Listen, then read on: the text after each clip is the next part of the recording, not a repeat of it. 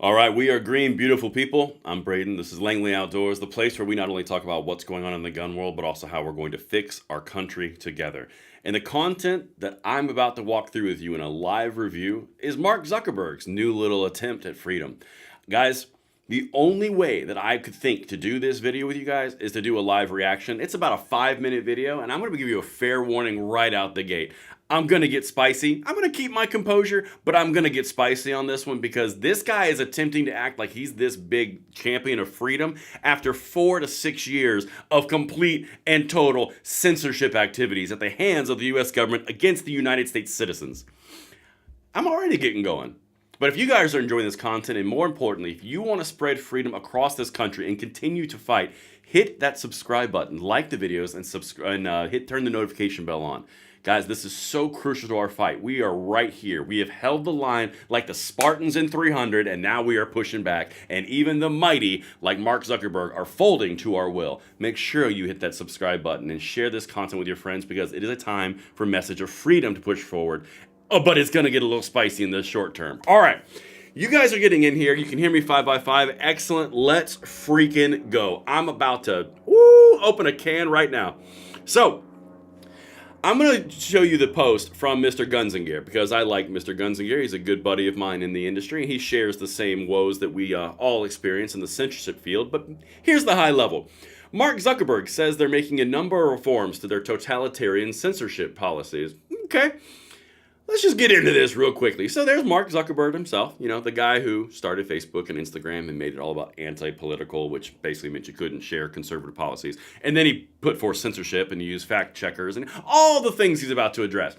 If you have not seen this video, we're about to have fun together. I'm going to play it and I'm just going to stop it as I have a moment of inspiration because this is going to be like 4 to 6 years of pent-up censorship irritation coming out in one video. So I hope you guys are ready. This is about to be a party. Welcome to it. Make sure you subscribe, like button, notification bell. Let's get it. Let's hear from the new bastion of freedom. He's seen the light. I'm sure it has nothing to do with it. We'll get to it. All right. Hey everyone. Hello. I want to talk about something important today. Let's do because that. It's time to get back to our roots around free expression on Facebook and Instagram. Roots. I started building social media to give people a voice. I gave a speech at Georgetown 5 years ago about the importance of Come on. protecting free expression, and I still believe this today. But a lot has happened over the last several years. Okay, I still believe, because I gave a speech at Georgetown about free expression. I just happened to censorship free expression for the last 4 to 6 years. But a lot's happened, guys. We're going to walk through it step by step. I'm sure there's a reason and example. All right. Okay. All right. There's been widespread debate about potential harms from online content. Governments and legacy media have... Okay, I can't do that. I got to reload this page. I'm sorry. Okay, we were at about 27 seconds. Sorry. All right, we got to do it. We got to do it. Let's get back to 27 seconds. We're going to start this train because, oh my goodness gracious. Here we go. Governments and legacy media have Really? pushed to censor more and more. A lot of this is clearly political, but there's also a lot of legitimately... All right.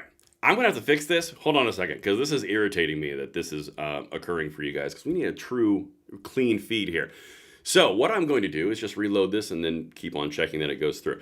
This guy is literally going down the road of saying that it's time for free expression. We need to get back to it. It's something that it's so crucial to understand what we're doing. This is literally the guy who has stopped freedom of expression and censorship on his platforms. But don't worry, he gave $1 million to the Trump campaign or the inauguration fund. I swear to you guys, my goodness gracious, hasn't been on Facebook for 3 years. And so that, you know what? I love Mr. Guns and Gear, but I got to find this post elsewhere because it's just not going on his feed. Weird. All right. Hold on a second. But guys, this is the big thing. If we're in a scenario where you've got all the social media platforms that are turning against censorship, and all of a sudden they're making a big U-turn. Amazon's doing it. Everybody's doing it. Sorry, I'm trying to do this in live time. It's just so infuriating. But I'm going to don't worry. Here we go. Let's try this one. It's one of those things, guys, where They pee on your head and they tell you they're raining. It's raining. That's what they do. All right, I think we got the right feed here. Now let's go. Harms from online content, governments and legacy media have pushed to censor more and more. A lot of this is clearly political, Oh. but there's also a lot of legitimately bad stuff out there. Drugs, terrorism, child exploitation. These are things that we take very seriously, and I Sure. want to make sure that we handle responsibly. So we built a lot of complex systems to moderate content. But the problem with complex systems is they make mistakes. Wait, what? They make mistakes. Guys, it's mistakes. It was never intended and personalized, targeted to one side of the political spectrum. He believes in free censorship and expression. He gave a speech at Georgetown about it. So it's obviously just mistakes and complex systems that took 6 years to notice. Or the population decided they were sick of the bullcrap, basically stopped utilizing the system because it was censorship, and now he's got a problem because the political wind shifted against him. Now all of a sudden he's he's free speech, free expression, anti-censorship. All of a sudden, magically. And this is not even before his 4 points. Let's keep going. I'm going to get spicy on this. Even if they accidentally censor just 1% of posts, that's millions of people. And we've reached a point where it's just too many mistakes and too much censorship. Too many mistakes and just too much censorship from the systems that he built because they were complex, guys. They were really, really complex. So it's not that he meant to do it over 4 years and he happens to notice it's too many mistakes now that affected millions of people and their constitutional rights. It has nothing to do with the fact that Trump's going to be inaugurated in about 15 days. Nothing to do with that at all. There's just too many mistakes. And he's a businessman and he doesn't like mistakes. Oh my God, swallowing this crap is hard. Let's keep going. The recent elections also feel like a cultural tipping point towards once again prioritizing speech. So we're going to get back to our roots and focus on reducing mistakes, simplifying our policies, and restoring free expression on our platforms. Okay. Let's just zoom out for a second. We're in a point where the CEO of Facebook has to actually say the sentence, we're going to get back to our roots and support free expression on our platforms, and you think there's not a problem? The fact that he even says that sentence indicates there's a massive problem. God, I don't know if we're going to get through this, guys. This 5-minute video might turn into an hour. I'm here for it if you are. Let's go. More specifically, here's what we're going to do. First, we're going to get rid of fact checkers and replace them with community notes similar to X, starting in the US. After Trump first got elected in 2016, the legacy media wrote nonstop about how misinformation was a threat to democracy. We tried in good faith to address those concerns without becoming the arbiters of truth. By becoming the arbiters of truth. Guys, do you understand what he's saying? Well, the legacy media wrote nonstop. They wouldn't leave us alone. They were bullying us because misinformation was a threat to democracy. And because it was, we were in good faith, we were trying to be the female dogs of the media. I don't like to curse on this channel, but wow. But it's the media's fault. They were being so mean, and it's the media's fault that made them do it. It's not like he had the opportunity to stand up against the people calling for restriction of freedom of speech and the Second Amendment for the population of the United States. No. The media was being relentless in their efforts to curtail speech, and we were in our good faith trying not to be the arbiters of speech while they were being the arbiters of speech. God almighty, these people are asinine. Let's keep going. But the fact checkers have just been too politically biased and have destroyed more trust than they've created, especially in the US. So over the next couple of months, we're going to phase in a more comprehensive community notes system. Second. Okay, so it turns out that the fact checkers, just like was reported, and just like we said on this channel, and said every single conservative commentator, oddly enough, not the leftist commentators, really weird, that the fact checkers that were employed by Facebook were too politically biased. Really? Shocking. So you're going to adopt the actual community notes system of X because your competitors are kicking your butt because you literally adopted a model of censorship for 4 to 6 years. They banned the guy who literally is the president-elect of the United States. God. We're going to simplify our content policies and get rid of a bunch of restrictions on topics like immigration and gender that are just out of touch with mainstream discourse. Okay, guys, I'm telling you, we're going to stop it. I swear we're going to get through this eventually. Okay. This is actually a really important point for the broad politic of what we do with the two-way space, with the freedom space, with the country space. What he just did was he just did something that the media has been doing and the moderate Democrat wing has been doing inside the Democratic Party. It's subtle, but they've been doing it. They're throwing the culture war issues, they're throwing the white flag up. Immigration issues. It's obviously broadly popular, so we're not going to go against that because everyone wants to talk about it because it's a conversation, and our fact checkers are biased. Then that other one about gender, which is overrepresented, and it's a little social flashpoint of the culture war the left puts forward that doesn't affect the broad base of the population. Really? Because I'm pretty sure, like, for about, I don't know, 2 years, the FBI was literally talking to people in parent-teacher conferences and parent-teacher meetings and PTA meetings, and they were accusing them of being very bad things because they didn't want their children who were 4 years old talking about this. Isn't it weird how the political winds shift? I don't know, but don't worry, guys. It's such a minor part of the population. No one even really, it doesn't really affect anybody. So that's why we beat you over the head with it for 3 years and basically put you in Facebook jail forever. Anyway, let's keep going. What started as a movement to be more inclusive has increasingly been used to shut down opinions and shut out people with different ideas, and it's gone too far. No. So I want to make sure that people can share their beliefs and experiences on our platforms. Third, we're changing how we enforce our policies to reduce the mistakes that account for the vast majority of censorship on our platforms. We used to have filters that scanned for any policy violation. Now we're going to focus those filters on tackling illegal and high severity violations. And for lower severity violations, we're going to rely on someone reporting an issue before we take action. Okay. Do you understand what that means on a social side? Like from a YouTube perspective, because I'm on YouTube, vast majority of my portfolio is on YouTube. Okay. I'm on X at BradenLOA if you want to follow me. But genuinely, what this guy's saying is we're pulling back the automated filters, we're pulling back the fact checkers, and we're pulling back all the things that we deployed and weaponized against the population, against their freedoms, because we got our hand caught in the cookie jar. If you ever doubted that you're winning, this is a sign of you winning. Because the people who are weaponizing all their social medias, all the filters, all the fact checkers are backing off because the population just sent a big old FU to the entire censorship side of the political spectrum.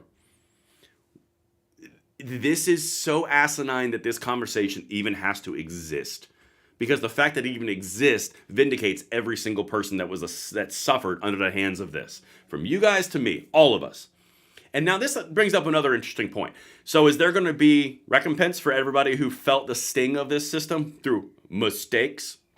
Since there was 4 to 6 years of it, do you think there's any type of, class action lawsuit that could be put forward for undue policy violations because of mistakes?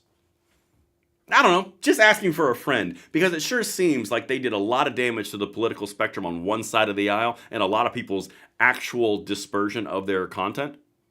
Let's keep going though. I'm sure that's right next thing to say. The problem is that the filters make mistakes, and they take down a lot of content that they shouldn't. So by dialing them back, we're going to dramatically reduce the amount of censorship on our platforms. We're also going to tune our content filters to require much higher confidence before taking down content. Okay, I'm going to lose my mind. All right, so now we're just going to actually say the sentence that says we're going to dial back censorship on our platform, which indicates that there is censorship on your platform. Meanwhile, saying this is the not wanting to be arbiter of truth guy who has the platforms and fact checkers and so systems that were actively doing it. Also means they could dial back at any point in time. Now, all of a sudden, magically, it's time to dial them back. Holy crap, this is insane.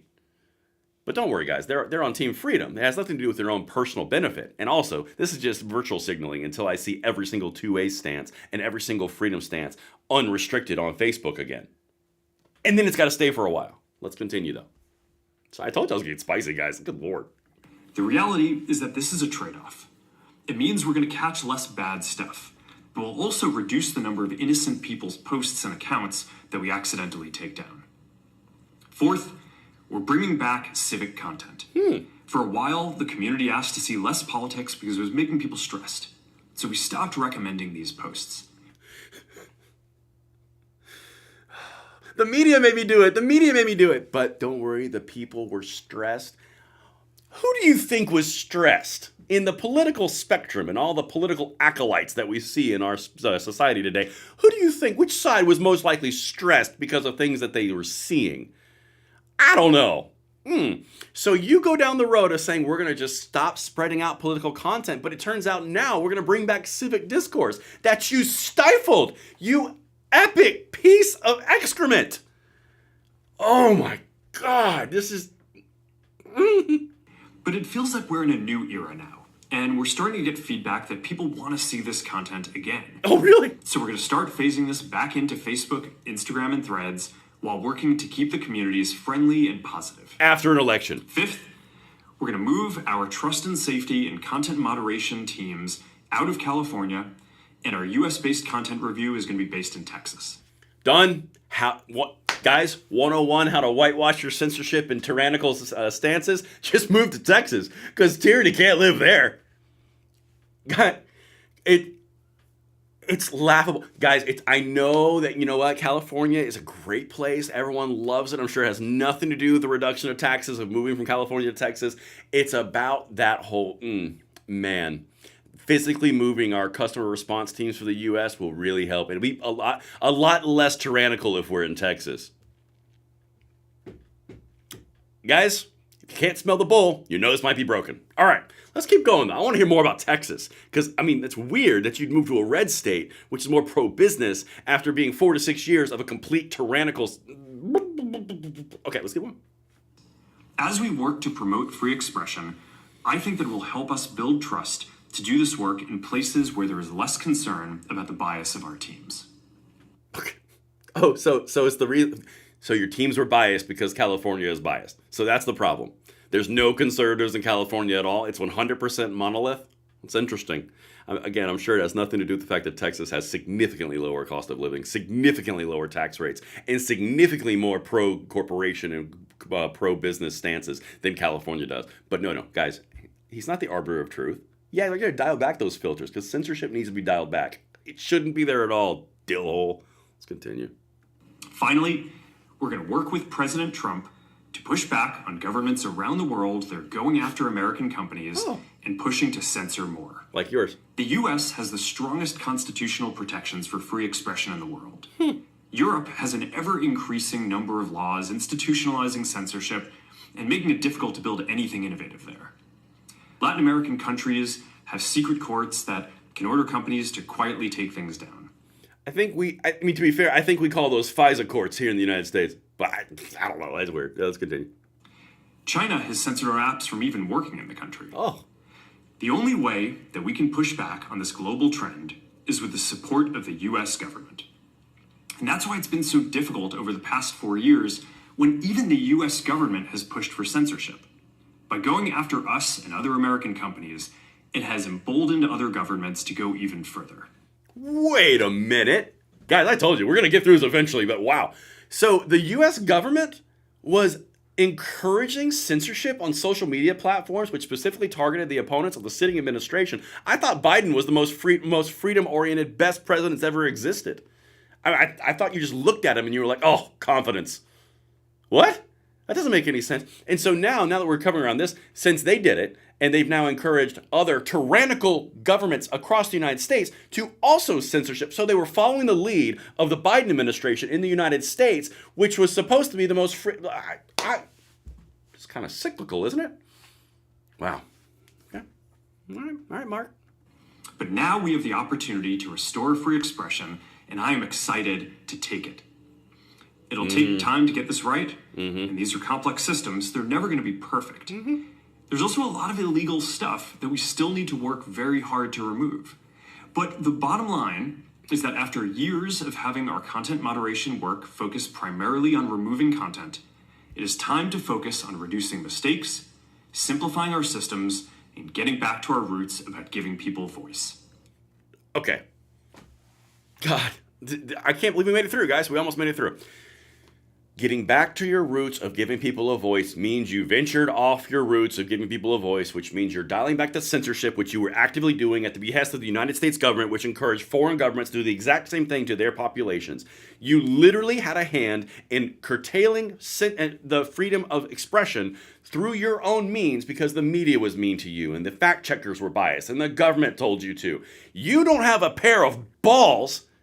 And you literally took the side of the devil because at the time it was the easy thing to do. It was responsible. There's still illegal things going on, but that doesn't mean we have to curtail everyone's freedoms. Yeah, you know what we call that? We call that laws. Because in the real world, not socially connected, we have this thing where if you don't break laws, you don't go to jail. It's weird because a majority of the population is not in jail. It's odd how that balance was randomly struck. We have this whole legal system, the whole court system. We have all these different ways to appeal. But for some reason, on the social media side, things got wrong. We got to dial back the censorship. This guy is so full of it. And I'm going to continue to say he's so full of it until I see years and years of corrective action on this.